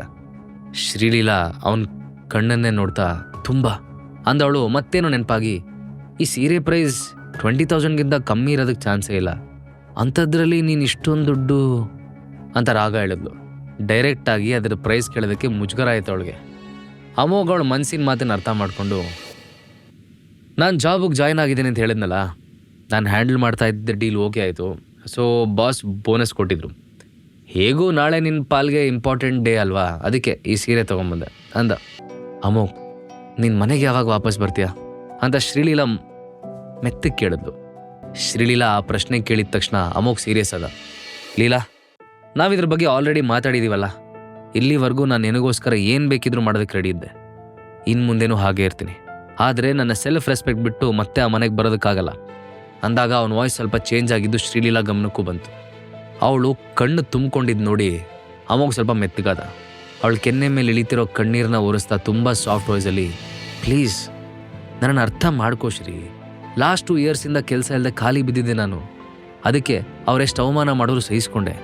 ನನಗೆ ಕೆಲಸ ಇಲ್ಲ ಅನ್ನೋದು ನಿಜಾನೇ ಆಗಿತ್ತು. ಆದರೆ ಇವಾಗ ಪರಿಸ್ಥಿತಿ ಬದಲಾಗಿದೆ. ನನ್ನ ಮುಂದೆನೇ ಯಾವನೋ ಬಂದು ನನ್ನ ಹೆಂಡ್ತಿನ ಮದುವೆ ಆಗ್ತೀನಿ ಅಂದರೆ ನನಗೆ ಹೇಗೆ ಫೀಲ್ ಆಗಿರುತ್ತೆ ಹೇಳು. ಇನ್ಫ್ಯಾಕ್ಟ್ ನಿನ್ನ ಫ್ಯಾಮ್ಲಿಯವರೇ ಅವನನ್ನು ಒದ್ದು ಆಚೆ ಹಾಕಬೇಕಿತ್ತು. ಆದರೆ ಅವ್ರೇನು ಮಾಡಿದ್ರು? ಅವ್ರ ತಪ್ಪು ಅರ್ಥ ಆಗಬೇಕು, ಇಲ್ಲಾಂದರೆ ನಾನೇ ಅರ್ಥ ಮಾಡಿಸ್ತೀನಿ ಅಂದ. ಶ್ರೀಲೀಲಾ ಸಡನ್ನಾಗಿ, ಬೈ ದ ವೇ ನಾಳೆ ನನಗೆ ಮುಖ್ಯವಾದ ದಿನ ಅಂತ ನಿಂಗೆ ಹೇಗೆ ಗೊತ್ತಾಯಿತು ಅಂತ ಕೇಳಿದಾಗ ಅಮೋಘ್ ನಾಲ್ಗೆ ಕಚ್ಕೊಂಡ. ಈಗ ಇವಳಿಗೆ ಏನು ಹೇಳಿ ಮ್ಯಾನೇಜ್ ಮಾಡೋದಪ್ಪ ಅಂತ ಅವನು ಚಡಪಡಿಸ್ತಿರ್ಬೇಕಾದ್ರೆ ಶ್ರೀಲೀಲಾನೇ ಮತ್ತೆ, ಇನ್ನೊಂದು ವಿಷಯ ಹೇಳೋದಕ್ಕೆ ಮರ್ತಿದ್ದೆ, ಇನ್ಮೇಲೆ ಅರಸು ಮೀಡಿಯಾ ಅವ್ರ ಜೊತೆ ಇರೋ ಡೀಲ್ಸ್ನ ನಾನೇ ಹ್ಯಾಂಡಲ್ ಮಾಡಬೇಕು ಅಂತ ಅಜ್ಜಿ ರಿಕ್ವೆಸ್ಟ್ ಮಾಡಿಕೊಂಡ್ರು. ನಾನು ಓಕೆ ಅಂದ್ಬಿಟ್ಟೆ. ನಿನಗೇನೂ ಪ್ರಾಬ್ಲಮ್ ಇಲ್ಲ ಅಲ್ವಾ ಅಂತ ಕೇಳಿದ್ಲು. ಇಟ್ಸ್ ಓಕೆ ಲೀಲಾ, ನಿನಗೆ ಸಿಗಬೇಕಾದ ರೆಸ್ಪೆಕ್ಟ್ ಸಿಕ್ಕಿದ್ರೆ ನಂಗೆ ಅಷ್ಟೇ ಸಾಕು ಅಂತ ಹೇಳಿದವನು ಮನಸ್ಸಲ್ಲೇ, ಅಪ್ಪ ಜಸ್ಟ್ ಮಿಸ್, ಪುಣ್ಯಕ್ಕೆ ಇವಳಿಗೆ ಮೊದಲು ಕೇಳಿದ ಪ್ರಶ್ನೆ ಮರ್ತೋಗಿದೆ ಅಂತ ಒಳೊಳಗೆ ಖುಷಿಪಟ್ಟ. ನೆಕ್ಸ್ಟ್ ಡೇ ಅಮೋಘ್ ವಿಸಿಲ್ ಹಾಕ್ತಾ ಆಫೀಸಿಗೆ ಬಂದಿದ್ದನ್ನ ನೋಡಿ ಭಾವನಾ ಸರ್ಪ್ರೈಸ್ ಆದ್ಲು. ಅವನ ಹಿಂದೆನೇ ಫೈಲ್ ಹಿಡ್ಕೊಂಡು ಅವನ ಕ್ಯಾಬಿನ್ ಕಡೆ ಹೊರಟೋಳು. ಸರ್, ಇವತ್ತು ತುಂಬ ಹ್ಯಾಪಿ ಆಗಿದ್ದೀರಾ ಅನ್ಸುತ್ತೆ, ಎನಿಥಿಂಗ್ ಸ್ಪೆಷಲ್ ಅಂತ ಕೇಳಿದ್ಲು. ಹಾಗೇನಿಲ್ಲ ಭಾವನಾ, ನನಗೆ ನಿನ್ನೆ ಹೊಸ ಕೆಲಸ ಸಿಕ್ತು, ಸ್ಯಾಲ್ರಿ ಎಷ್ಟು ಗೊತ್ತಾ, 4 lakhs, ಅದಕ್ಕೆ ಖುಷಿಯಾಗಿದ್ದೀನಿ ಅಂದಾಗ ಭಾವನಾ, ಹೀಗೂ ಉಂಟೆ ಅನ್ನೋ ಥರ ಅವನನ್ನು ನೋಡಿದ್ಲು. ನಂತರ ತಾನು ತಂದಿರೋ ಫೈಲ್ ಅವನ ಟೇಬಲ್ ಮೇಲಿಟ್ಟು ಅದರಲ್ಲಿ ಆ ದಿನದೆಲ್ಲ ಆ್ಯಕ್ಟಿವಿಟೀಸ್ ರಿಜಿಸ್ಟ್ರು ಕಾಣಿಸ್ತು. ಅಮೋಘ್ ಅದನ್ನು ಚೆಕ್ ಮಾಡ್ತಿರ್ಬೇಕಾದ್ರೆ ಭಾವನಾ, ಸರ್ ಇವತ್ತು ಮಾಡೆಲ್ ಯದ್ವಿಕಾ ಅವ್ರ ಫಸ್ಟ್ ಫ್ಯಾಷನ್ ಶೋ ಇದೆ, ಇದ್ರ ಕಂಪ್ಲೀಟ್ ಜವಾಬ್ದಾರಿ ರೆಸ್ಪಾನ್ಸಿಬಿಲಿಟೀಸ್ನ ಚಕ್ರವರ್ತಿ ಗ್ರೂಪ್ಸ್ ವಹಿಸ್ಕೊಂಡಿದೆ. ಬೈ ಎನಿ ಚಾನ್ಸ್ ನೀವು ಹೋಗಿ ಅದನ್ನು ನೋಡಬೇಕು, ಯದ್ವಿಕಾ ಹೇಗೆ ಪರ್ಫಾರ್ಮ್ ಮಾಡ್ತಾರೆ ಅಂತ ಸೂಪರ್ವೈಸ್ ಮಾಡೋ ಪ್ಲ್ಯಾನಲ್ಲಿ ಇದ್ದೀರಾ ಸರ್ ಅಂತ ಕೇಳಿದ್ಲು. ಅದಕ್ಕೆ ಅಮೋಘ್, ಇಲ್ಲ ಭಾವನಾ, ನನಗೆ ಅದನ್ನು ಅಟೆಂಡ್ ಮಾಡೋದಕ್ಕಾಗಲ್ಲ. ಒಂದು ವೇಳೆ ನಾನು ಅಟೆಂಡ್ ಮಾಡಿದ್ರೆ ಅದರ ಎಫೆಕ್ಟ್ ಯದ್ವಿಕಾ ಪರ್ಫಾರ್ಮೆನ್ಸ್ ಮೇಲೆ ಆಗುತ್ತೆ. ಸೊ ಈ ಶೋ ಲೈವ್ ಸ್ಟ್ರೀಮ್ ಲಿಂಕ್ನ ನನಗೆ ಕಳಿಸಿ, ನಾನು ಇಲ್ಲಿಂದನೇ ಅದನ್ನು ನೋಡ್ಕೋತೀನಿ ಅಂತ ಹೇಳ್ದ. ಭಾವನಾ ಅವನ ಮಾತುಗಳನ್ನ ಕೇಳಿ ನಂಗೆ ಅರ್ಥ ಆಯಿತು ಸರ್ ಅಂತ ಹೇಳ್ತಾ ನೆಕ್ಸ್ಟ್ ಅರೇಂಜ್ಮೆಂಟ್ಸ್ ನೋಡ್ಕೊಳ್ಳೋದಕ್ಕೆ ಹೋದ್ಲು. ಸ್ವಲ್ಪ ಟೈಮಲ್ಲೇ ಯದ್ವಿಕಾ ಪರ್ಫಾರ್ಮೆನ್ಸ್ ಸ್ಟಾರ್ಟ್ ಆಯಿತು. ಆ ಫ್ಯಾಷನ್ ಶೋನಲ್ಲಿ ಯದ್ವಿಕಾ ಮೇನ್ ಮಾಡೆಲ್ ಆಗಿದ್ದರೆ ಅವಳ ಜೊತೆಗೆ ಇನ್ನೂ ಸುಮಾರು ಜೂನಿಯರ್ ಮಾಡೆಲ್ಸ್ ಕೂಡ ಇದ್ದರು. ಇಲ್ಲಿವರೆಗೂ ಚೆನ್ನಾಗೇ ನಡೀತಿದ್ದ ಪ್ರೋಗ್ರಾಮ್ ಲಾಸ್ಟ್ ಮೂಮೆಂಟಲ್ಲಿ ಏನೋ ಪ್ರಾಬ್ಲಮ್ ಆಗಿ ಸ್ಕ್ರೀನ್ ಕರೆಕ್ಟಾಗಿ ಕಾಣಿಸ್ಲೇ ಇಲ್ಲ. ಲೈಟಿಂಗ್ ಇಂಜಿನಿಯರ್ಸ್ ಬಂದು ಅದನ್ನು ಸುಮಾರು ಸಲ ಸರಿ ಮಾಡೋದಕ್ಕೆ ಟ್ರೈ ಮಾಡಿದ್ರು. ಆದರೆ ಇದರಿಂದ ಜನ ಕೂಗೋದಕ್ಕೆ ಶುರು ಮಾಡಿದ್ರಿಂದ ಯದ್ವಿಕಾಗೆ ಸಿಟ್ಟು ಬಂದು ಕಾಲ್ನ ನೆಲಕ್ಕೆ ಬಡ್ದು ಡ್ರೆಸ್ಸಿಂಗ್ ರೂಮ್ಗೆ ಫ್ಯೂರಿಯಸ್ ಆಗಿ ಹೋದ್ಲು. ಸಿಟ್ಟಲ್ಲಿ ಮುಷ್ಟಿ ಕಟ್ಟಿ ಟೇಬಲ್ ಮೇಲೆ ಗುದ್ದ. ನಂತರ ಭಾವನಾನ ಕರೆದು, ಸ್ಟೇಜ್ ಮೇಲೆ ಏನು ನಡೀತಿದೆ ಭಾವನಾ ಅಂತ ಅಮೋಘ್ ಕೇಳ್ದ. ಅದಕ್ಕೆ ಭಾವನಾ ಕ್ಲೂಲೆಸ್ ಆಗಿ, ನನಗೂ ಏನೂ ಗೊತ್ತಾಗ್ತಿಲ್ಲ ಸರ್, ಎಲ್ಲ ತುಂಬ ಫಾಸ್ಟಾಗಿ ಆಗ್ತಾಯಿದೆ, ನಾನು ಈಗಲೇ ಹೋಗಿ ಚೆಕ್ ಮಾಡ್ತೀನಿ ಅಂತ ಹೇಳ್ತಾ ತನ್ನ ಟೇಬಲ್ ಹತ್ರ ಹೋಗಿ ಕಾಲ್ ಮಾಡೋದಕ್ಕೆ ಸ್ಟಾರ್ಟ್ ಮಾಡಿದ್ಲು. ಅಮೋಘ್ ಸ್ಟೇಜ್ ಮೇಲೆ ಏನಾಗಿರ್ಬೋದು ಅನ್ನೋ ಯೋಚನೆಯಲ್ಲಿ ಟೇಬಲ್ ಕಡೆ ನೋಡಿದಾಗ ಅವನಿಗೆ ಶಾಕ್ ಆಯಿತು. ಯಾಕಂದರೆ ಸ್ವಲ್ಪ ಟೈಮ್ ಮುಂಚೆ ಅವನು ಯಾವ ಜಾಗಕ್ಕೆ ಮುಷ್ಟಿ ಕಟ್ಟಿ ಗುದ್ದಿದ್ನೋ ಆ ಜಾಗದಲ್ಲಿ ಟೇಬಲ್ ಫುಲ್ಲು ಡೆಂಟ್ ಆಗ್ಬಿಟ್ಟಿತ್ತು. ಅವನಿಗೆ ತನ್ನ ಕಣ್ಣನ್ನು ನಂಬೋದಕ್ಕೆ ಆಗಲಿಲ್ಲ. ತನ್ನ ಕೈ ನೋಡಿಕೊಂಡು, ನಾನು ಯಾವ ಗ್ಯಾಪಲ್ಲಿ ಇಷ್ಟೊಂದು ಸ್ಟ್ರಾಂಗ್ ಆದ್ನಪ್ಪ ಅಂತ ತನ್ನಷ್ಟಕ್ಕೆ ಆಶ್ಚರ್ಯದಿಂದ ನೋಡಿಕೊಂಡ.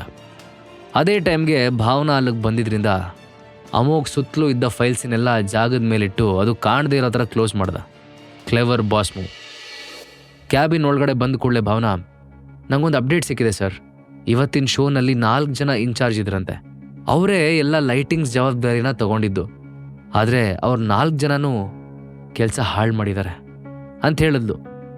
ಅಮೋಘಂಗೆ ಅದನ್ನು ಕೇಳ್ತಿದ್ದಂಗೆ ಅಲ್ಲಿ ಏನಾಗಿರ್ಬೋದು ಅನ್ನೋ ಐಡಿಯಾ ಬಂತು. ಅವ್ನು ಸೀರಿಯಸ್ ಆಗಿ, ಅವರನ್ನೆಲ್ಲ ನನ್ನ ಕ್ಯಾಬಿನಿಗೆ ಬರೋದಕ್ಕೆ ಹೇಳಿ ಅಂತಂದ. ಇಷ್ಟಕ್ಕೂ ನಿಜವಾಗ್ಲೂ ಆ ಸ್ಟೇಜ್ ಮೇಲೆ ಆಗಿದ್ದು ಏನು? ಇದು ಹಿಂದೆ ಯಾರಾದರೂ ಮಾಡಿಸಿರೋದ ಅಥವಾ ಟೆಕ್ನಿಕಲ್ ಎರರಿಂದನೇ ಆಗಿರೋದ? ಅಮೋಘ್ ಪರಿಶೀಲನೆ ಮಾಡಿ ಫೈನಲಿ ಕಂಡು ಹಿಡಿದೇ ಬಿಡ್ತಾನ. ಲೈವ್ ಸ್ಟ್ರೀಮಲ್ಲಿ ಏನು ಪ್ರಾಬ್ಲಮ್ ಆಗಿದೆ ಅಂತ ತಿಳ್ಕೊಂಡು ಬಂದ ಭಾವನಾ ಅಮೋಘ್ ಹತ್ರ ಅದ್ರ ಬಗ್ಗೆ ಅಪ್ಡೇಟ್ ಮಾಡಲು. ಅಮೋಘ್ ಒಂದು ಕ್ಷಣ ಯೋಚಿಸಿ, ಆ 4 ಜನ ನಮ್ಮ ಕಂಪ್ನಿ ಹಳೆ ಎಂಪ್ಲಾಯೀಸಾ ಅಥವಾ ಇನ್ನೂ ಟ್ರೈನಿಂಗ್ ಪೀರಿಯಡಲ್ಲಿದ್ದಾರಾ ಅಂತ ಕೇಳ್ದ. ಭಾವನಾ, ಇಲ್ಲ ಸರ್, ನಮ್ಮ ಕಂಪ್ನಿ ಎಂಪ್ಲಾಯೀಸ್ ಬೇರೆ ಇವೆಂಟಲ್ಲಿ ಬ್ಯುಸಿ ಇದ್ದಾರೆ, ಸೊ ಚಕ್ರವರ್ತಿ ಗ್ರೂಪ್ಸ್ ಅವರು ಕಾಂಟ್ಯಾಕ್ಟ್ ಬೇಸಿಸ್ ಮೇಲೆ ಅವರನ್ನು ಹೈರ್ ಮಾಡ್ಕೊಂಡಿದ್ದಾರೆ ಅಂತ ಹೇಳಿದ ತಕ್ಷಣ ಅಮೋಘ್ಗೆ ಅಲ್ಲಿ ಏನಾಗಿರ್ಬೋದು ಅನ್ನೋ ಐಡಿಯಾ ಬಂದಿತ್ತು. ಅವನು ಇಮಿಡಿಯೇಟಾಗಿ, ಅವ್ರು ಯಾರಿಗೂ ಏನೂ ಹೇಳಬೇಡಿ, ಜಸ್ಟ್ ಅವರನ್ನೆಲ್ಲ ಇಲ್ಲಿಗೆ ಬರೋದಕ್ಕೆ ಹೇಳಿ, ಉಳಿದಿದ್ದನ್ನು ನಾನು ನೋಡ್ಕೋತೀನಿ ಅಂತ ಇನ್ಸ್ಟ್ರಕ್ಟ್ ಮಾಡ್ದ. ನೆಕ್ಸ್ಟ್ ಅರ್ಧ ಗಂಟೆಯಲ್ಲಿ ಭಾವನಾ 4 ಲೈಟಿಂಗ್ ಇಂಜಿನಿಯರ್ಸ್ನ ಅಮೋಘನ್ ಕ್ಯಾಬಿನಿಗೆ ಕಳಿಸಿದ್ರು. ಅವರೆಲ್ಲ ಅಲ್ಲಿಗೆ ಬಂದಾಗ ಅಮೋಘನ್ ಜೊತೆ ದೇಸಾಯಿ ಮತ್ತು ಅವನ 2 ಬಾಡಿ ಗಾರ್ಡ್ಸ್ ಕೂಡ ನಿಂತ್ಕೊಂಡಿದ್ರು. ಅಮೋಘನ್ ಚೇರ್ ಟರ್ನ್ ಮಾಡಿಕೊಂಡು ಅವನ ಮುಖ ಯಾರಿಗೂ ಕಾಣದೇ ಇರೋ ಹಾಗೆ ಎಚ್ಚರಿಕೆ ವಹಿಸಿದ್ದ. ಯಾರಿಗೂ ತನ್ನ ಐಡೆಂಟಿಟಿ ರಿವೀಲ್ ಮಾಡೋದು ಅಮೋಘಂಗೆ ಇಷ್ಟ ಇರಲಿಲ್ಲ. ಸೊ ಅವನು ದೇಸಾಯಿನ ಕರೆಸ್ಕೊಂಡಿದ್ದ. ತಕ್ಷಣ ದೇಸಾಯಿ ಬಾಡಿ ಗಾರ್ಡ್ಸ್ ಇಬ್ಬರು ಆ 4 ಜನರ ಆ ಕಡೆ ಈ ಕಡೆ ಒಬ್ಬೊಬ್ರು ಕೂತ್ಕೊಂಡ್ರು.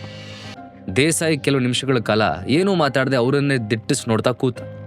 ನಂತರ ಸ್ಲೋ ಆಗಿ ಮಾತು ಸ್ಟಾರ್ಟ್ ಮಾಡ್ತಾ, ಸೊ ನೀವೆಲ್ಲ ಇವತ್ತು ಬ್ಯಾಕ್ ಸ್ಟೇಜಲ್ಲಿ ಕೆಲಸ ಮಾಡ್ತಿದ್ದ ಲೈಟಿಂಗ್ ಇಂಜಿನಿಯರ್ಸ್, ಕರೆಕ್ಟ್? ಈ ಶೋ ಎಷ್ಟು ಇಂಪಾರ್ಟೆಂಟ್ ಅಂತ ನಿಮಗೆ ಗೊತ್ತೇ ಇರುತ್ತೆ. ಅವಳು ಸ್ಟೇಜಲ್ಲಿದ್ದಾಗ ಸಡನ್ನಾಗಿ ಅದು ಹೇಗೆ ಲೈಟಿಂಗ್ಸ್ ಎಲ್ಲ ಒಂದೇ ಸಲ ಹಾಳಾಯಿತು ಅಂತ ಗಡ್ಸಾಗಿ ಕೇಳ್ದ. ದೇಸಾಯಿ ಮಾತಿಗೆ ಯಾರೂ ರಿಯಾಕ್ಟೇ ಮಾಡಲಿಲ್ಲ. ಅದರಿಂದ ಸಿಟ್ಟಾದ ದೇಸಾಯಿ, ಯಾಕೆ ಎಲ್ಲರ ನಾಲ್ಗೇನೂ ಇವಾಗ ಬಿದ್ದೋಗಿದೆಯಾ? ಯಾರು ಮಾತಾಡ್ತಿಲ್ಲ? ನಿಮ್ಗೆಲ್ಲರಿಗೂ ನಾನು ಯಾರು ಅಂತ ಗೊತ್ತು ತಾನೆ ಅಂತ ತಣ್ಣನೇ ಧ್ವನಿಲಿ ಅವ್ರನ್ನ ಹೆದರ್ಸ್ದ. ಅಲ್ಲಿಗೆ ಬಂದಿರೋ 4 ಜನಕ್ಕೂ ದೇಸಾಯಿ ಯಾರು ಅಂತ ಗೊತ್ತಿತ್ತು. ಅಷ್ಟರಲ್ಲಿ ಅಮೋಘ್ ಡೀಪ್ ವಾಯ್ಸಲ್ಲಿ, ಅವ್ರು ಸತ್ಯ ಹೇಳಲಿಲ್ಲ ಅಂದರೆ ನಾನು ಹೇಳಿ ಟ್ರೀಟ್ಮೆಂಟ್ ಸ್ಟಾರ್ಟ್ ಮಾಡಿ ದೇಸಾಯಿ, ಮುಂದೇನಾದರೂ ನಾನು ರೆಸ್ಪಾನ್ಸಿಬಿಲಿಟಿ ತಗೋತೀನಿ ಅಂದ. ಅವರೆಲ್ಲ 2 ನಿಮಿಷ ತಮ್ಮಲ್ಲೇ ಏನೇನೋ ಗುಸು ಅಂತ ಮಾತಾಡ್ಕೊಂಡ್ರು. ನಂತರ ಅವರಲ್ಲೊಬ್ಬ ಧೈರ್ಯ ಮಾಡಿ, ನೀವು ನಮಗೆ ಏನೂ ಮಾಡಲ್ಲ ಅಂತ ಮಾತು ಕೊಟ್ಟರೆ ನಮಗೆ ಗೊತ್ತಿರೋ ವಿಷಯನೆಲ್ಲ ಹೇಳ್ತೀವಿ ಸರ್ ಅಂತ ಭಯದಲ್ಲಿ ನಡುಕ್ತಾ ಹೇಳ್ದ. ಇದರಿಂದ ಖುಷಿಯಾದ ದೇಸಾಯಿ ಅವ್ರಿಗೆ ಒಂದೊಂದೇ ಪ್ರಶ್ನೆ ಕೇಳೋದಕ್ಕೆ ಸ್ಟಾರ್ಟ್ ಮಾಡ್ದ. ನೆಕ್ಸ್ಟ್ 10 ಮಿನಿಟ್ಸ್ ಇದೇ ರೀತಿನೇ ಸಾಗಿ ಅವರೆಲ್ಲ ತಮಗೆ ಗೊತ್ತಿರೋ ಎಲ್ಲ ವಿಷಯನೂ ಬಾಯ್ಬಿಟ್ರು. ದೇಸಾಯಿ ಈಗ ಅಮೋಘ್ ಕಡೆ ನೋಡಿ, ಈಗ ಇವ್ರನ್ನೆಲ್ಲ ಏನು ಮಾಡೋಣ ಬಾಸ್ ಅಂತ ಕೇಳ್ದ. ಅಮೋಘ್, ಇವರೆಲ್ಲ ಬರೀ ದಾಳಗಳು ಅಷ್ಟೆ. ಇವ್ರ ಹಿಂದಿರೋ ಮಾಸ್ಟರ್ ಮೈಂಡ್ ನಮಗೆ ಬೇಕಾಗಿರೋದು. ಸೊ ಇವರಿಗೆ ಲೈಟಾಗಿ ವಾರ್ನಿಂಗ್ ಕೊಟ್ಟು ರೂಮಲ್ಲಿ ಕೂಡಾಕಿ, ಇವರಿಂದ ಒಂದು ಸಣ್ಣ ಕೆಲಸ ಆಗೋದಿದೆ, ಆಮೇಲೆ ಬಿಟ್ಟು ಕಳ್ಸೋಣ ಅಂದ.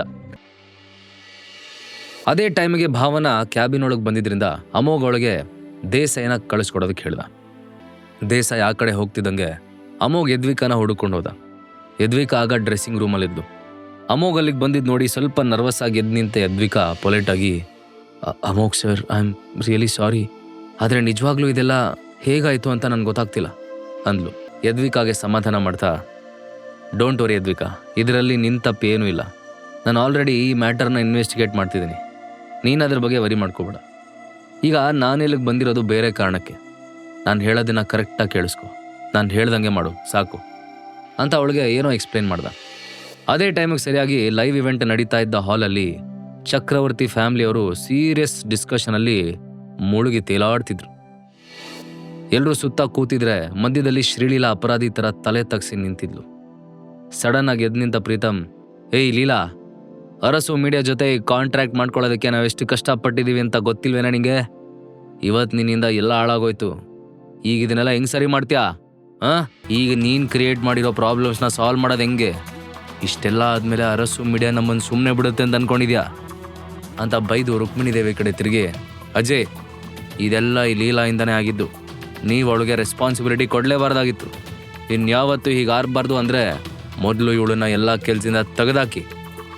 ಇನ್ನು ಮುಂದೆ ಅವಳು ಚಕ್ರವರ್ತಿ ಫ್ಯಾಮಿಲಿ, ಚಕ್ರವರ್ತಿ ಗ್ರೂಪ್ಸ್ಗೆ ಸಂಬಂಧಪಟ್ಟಿರೋ ಯಾವ ಕೆಲಸಕ್ಕೂ ತಲೆ ಹಾಕ್ಬಾರ್ದು. ಆಗ ಮಾತ್ರ ಅರಸು ಮೀಡಿಯಾ ನಮ್ಮ ಮೇಲೆ ಆ್ಯಕ್ಷನ್ ತಗೊಳ್ಳೋದ್ರಿಂದ ತಡೆಯೋದಕ್ಕೆ ಸಾಧ್ಯ ಅಂತ ಆ ಪ್ರಾಬ್ಲಮ್ನ ಎಕ್ಸಾಜರೇಟ್ ಮಾಡಿ ಹೇಳ್ದ.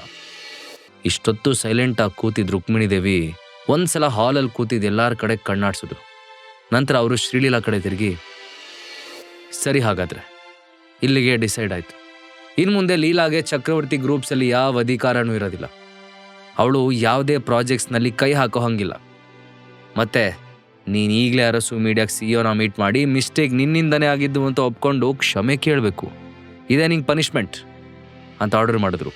ಪ್ರೀತಮ್ ಅವಳ ಸ್ಥಿತಿನ ನೋಡಿ ಮಜಾ ತಗೋತಿದ್ದಾಗಲೇ ಅಲ್ಲಿ ಯಾರೋ ಚಪ್ಪಾಳೆ ತಟ್ಟೋ ಸೌಂಡ್ ಕೇಳಿಸ್ತು. ಸೌಂಡ್ ಬಂದ ಕಡೆ ಎಲ್ಲರೂ ಟರ್ನ್ ಆದಾಗ ಅವ್ರಿಗೆ ಕಂಡಿದ್ದು ಫಾರ್ಮಲ್ ಡ್ರೆಸ್ಸಲ್ಲಿ ಮಿಂಚ್ತಿದ್ದ ಅಮೋಘ್. ಅವನು ನೋಡಿ ರುಕ್ಮಿಣಿ ದೇವಿ ಅವ್ರ ಹುಬ್ಬುಗಳು ಗಂಟಾದರೆ ಪ್ರೀತಮ್ ಕೋಪದಲ್ಲಿ ಗುರ್ರ್ ಅಂತಿದ್ದ. ಅಮೋಘ್ ನಿಧಾನಕ್ಕೆ ಹೆಜ್ಜೆ ಇಟ್ಟು ಎಲ್ಲರೂ ಇರೋ ಕಡೆ ಬರ್ತಾ, ಯಾರಪ್ಪ ಇದು ಸುಪ್ರೀಂ ಕೋರ್ಟ್ ಜಡ್ಜ್ನ ಮೀರ್ಸೋ ರೇಂಜಿಗೆ ಜಡ್ಜ್ಮೆಂಟ್ ಕೊಡ್ತಿರೋದು ಅಂತ ನೋಡೋಕೆ ಬಂದೆ. ನೀವಾ? ಇಷ್ಟು ದೊಡ್ಡ ಮ್ಯಾಟರ್ನ ಹೀಗೆ ಚಿಕ್ಕದಾಗಿ ಪನಿಷ್ಮೆಂಟ್ ಕೊಟ್ಟು ಮುಗಿಸ್ಬಿಟ್ರೆ ಹೆಂಗೆ ಅಂತ ಸರ್ಕ್ಯಾಸ್ಟಿಕ್ ಆಗಿ ಕೇಳ್ತಾ ರುಕ್ಮಿಣಿ ದೇವಿಯವ್ರ ಕಡೆ ನೋಡ್ದ. ನಂತರ ಆಶ್ಚರ್ಯದಿಂದ ತನ್ನನ್ನೇ ನೋಡ್ತಿರೋ ಶ್ರೀಲೀಲಾಗೆ ಕಣ್ಣು ಹೊಡೆದು ತಾನಿದ್ದಾನೆ ಅಂತ ಸನ್ನೆ ಮಾಡ್ದ. ಅಷ್ಟರಲ್ಲಿ ರುಕ್ಮಿಣಿ ದೇವಿ ಇರಿಟೇಷನ್ ಆಗ್ತಾ, ಏನು ಬೇಕು ನಿಂಗೀಗ ಅಂತ ಕೇಳಿದ್ರು. ನನಗೆ ಬೇಕಾಗಿದ್ದನ್ನ ನಿಮ್ಮಿಂದ ಕೊಡೋದಕ್ಕೆ ಸಾಧ್ಯ ಇಲ್ಲ ಬಿಡಿ. ನಿಮ್ಮ ಮುದ್ದಿನ ಮೊಮ್ಮಗ ಹೇಳಿದ್ದನ್ನ ಕೇಳಿಕೊಂಡು ನನ್ನ ಹೆಂಡತಿ ಮೇಲೆ ತಪ್ಪು ಹೊರಿಸ್ತಿದ್ದೀರಲ್ಲ, ಅಷ್ಟಕ್ಕೂ ಅಲ್ಲಿ ಏನಾಗಿದೆ ಅಂತ ಇನ್ವೆಸ್ಟಿಗೇಟ್ ಮಾಡೋ ಪ್ರಯತ್ನ ಆದರೂ ಮಾಡಿದ್ದೀರಾ? ದೊಡ್ಡದಾಗಿ ಇಲ್ಲಿ ವರ್ಡಿ ಕೊಡೋದಕ್ಕೆ ಬಂದ್ಬಿಟ್ರು ಅಂತ ಅಮೋಘ್ ರುಕ್ಮಿಣಿ ದೇವಿ ಅವ್ರ ತಪ್ಪನ್ನು ಎತ್ತಿ ತೋರಿಸಿದಾಗ ರುಕ್ಮಿಣಿ ದೇವಿ ಅವ್ರ ಕೋಪ ಮಿತಿ ಮೀರ್ತು. ಏನು ನಿನ್ನ ಮಾತಿನ ಅರ್ಥ? ನಾನು ಸರಿಯಾಗಿ ವಿಚಾರಿಸದೆ ನಿರ್ಧಾರ ತೊಗೊಂಡಿದ್ದೀನಿ ಅಂತನಾ ಅಂತ ಕೇಳಿದ್ರು. ಅಮೋಘ್, ನೀವು ತಪ್ಪು ನಿರ್ಧಾರ ತೊಗೊಂಡಿದ್ದೀರಾ ಅನ್ನೋದ್ರಲ್ಲಿ ಡೌಟೇ ಇಲ್ಲ. ಇವತ್ತಿನ ಇನ್ಸಿಡೆಂಟಲ್ಲಿ ನನ್ನ ಹೆಂಡ್ತಿದು ಏನೂ ತಪ್ಪಿಲ್ಲ ಅಂತ ಫರ್ಮಾಗಿ ಹೇಳ್ದ. ಪ್ರೀತಮ್ ನಡುವೆ ಬಾಯ್ ಹಾಕಿ, ಓ ಹಲೋ, ಇಲ್ಲಿ ಯಾರು ನಿನ್ನ ಒಪಿನಿಯನ್ ಕೇಳಿಲ್ಲಪ್ಪ. ನೀನು ಎಷ್ಟು ಬಡ್ಕೊಂಡ್ರು ಅಷ್ಟೇ, ಎಲ್ಲ ಆಗಿದ್ದು ಈ ಲೀಲಾಯಿಂದಾನೆ ಅಂದ. ಅದು ಸರಿ, ನೀನು ಯಾಕಿಷ್ಟು ರೆಸ್ಟ್ಲೆಸ್ ಆಗಿ ಕಿರಿಚ್ತಿದ್ಯಾ? ಇದರಲ್ಲಿ ನಿನ್ನ ಕೈವಾಡ ಏನಾದರೂ ಇದೆಯಾ ಅಂತ ಕೇಳಿದಾಗ ಪ್ರೀತಮ್ ಒಂದು ಕ್ಷಣ ಪ್ಯಾನಿಕ್ ಆದ. ಅವನು ಬೇಗ ಅದನ್ನು ಹೈಡ್ ಮಾಡಿಕೊಂಡ್ರು ಅಮೋಘ್ ಅದನ್ನು ನೋಟಿಸ್ ಮಾಡಿಬಿಟ್ಟಿದ್ದ. ಆಗ ರುಕ್ಮಿಣಿ ದೇವಿ ಅವ್ನ ಸಪೋರ್ಟಿಗೆ ಬಂದರು. ಯಾವುದೇ ಕೆಲಸದ ಜವಾಬ್ದಾರಿ ವಹಿಸ್ಕೊಂಡ್ಮೇಲೆ ಅದನ್ನು ಸರಿಯಾಗಿ ನಿಭಾಯಿಸಬೇಕು.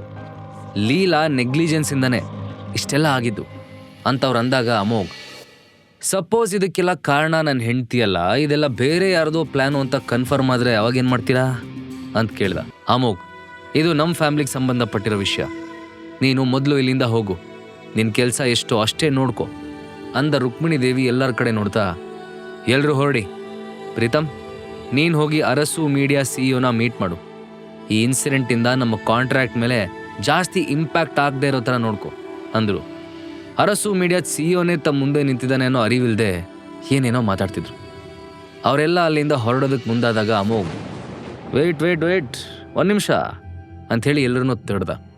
ಅಮೋಘ್ ಮುಂದೇನು ಮಾಡ್ತಾನೆ, ಪ್ರೀತಮ್ಗೂ ಈ ಇನ್ಸಿಡೆಂಟ್ಗೂ ಸಂಬಂಧ ಇದೆ ಅಂತ ರುಕ್ಮಿಣಿ ದೇವಿಗೆ ಗೊತ್ತಾದಾಗ ಅವರು ತಮ್ಮ ಮುದ್ದಿನ ಮೊಮ್ಮಗನಿಗೆ ಪನಿಷ್ಮೆಂಟ್ ಕೊಡ್ತಾರಾ ಅಥವಾ ಹಾಗೋ ಹೀಗೋ ಮಾಡಿ ಅವನನ್ನು ಈ ಎಂಟೈರ್ ಸಿಚುವೇಶನಿಂದ ಎಸ್ಕೇಪ್ ಮಾಡಿಸ್ತಾರ? ಹಾಗಾದ್ರೆ ಈಗಲೇ ಡೌನ್ಲೋಡ್ ಮಾಡಿ ಪಾಕೆಟ್ FM ಮತ್ತು ಕೇಳಿ ಅರಸು.